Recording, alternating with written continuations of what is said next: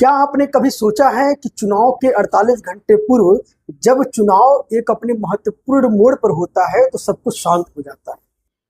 ना रैली, ना रोड सभा, ना जनसभा, ना किसी प्रकार का विज्ञापन, ना शोर शराबा।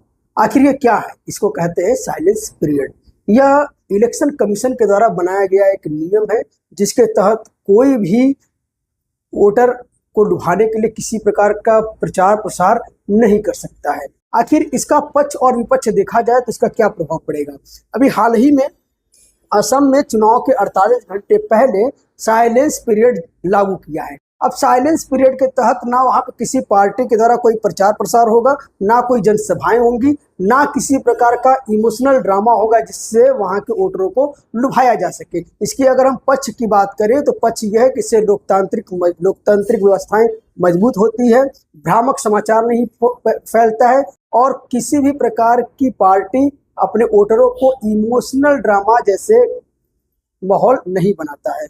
और साथ में इससे सबसे बड़ा फायदा यह होता है कि 48 घंटे के पीरियड में जो वहाँ की जनता होती है वह स्वतंत्र होती है, अपने दिमाग का प्रयोग करते हुए स्वस्थ मस्तिष्क से अपना निर्णय लेने के लिए स्वतंत्र होती है।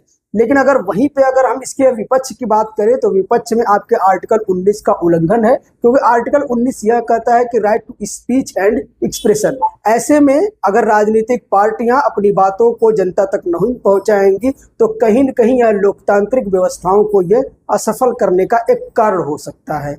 तो क्या हम इस पे चर्चा करेंगे कि क्या अगर इसके पक्ष विपक्ष पे है तो क्या साइलेंस पीरियड वाकई में जरूरी है? तो बिल्कुल जरूरी है। अगर आप लोकतंत्र की व्यवस्था को मजबूत करना चाहते हैं और एक निष्पक्ष चुनाव कराना चाहते हैं जिसमें किसी भी प्रकार का इमोशनल ड्रामा स्टोरी जैसे हावी न हो, तो इसके लिए साइलेंस पीरियड जरूरी है, जिसे जनता 48 घंटे पहले शांत मन से पक्ष विपक्ष की चर्चाओं को देखते हुए अपना ईमानदारी से निष्पक्ष होकर वोट कर सके, जिससे एक लोकतांत्रिक व्यवस्था के तहत निष्पक्ष सरकार बनाया जा सके। अब वहीं पे अगर हम इसके एक विपक्ष के और एक मायनों को देखते हैं कि जो कमजोर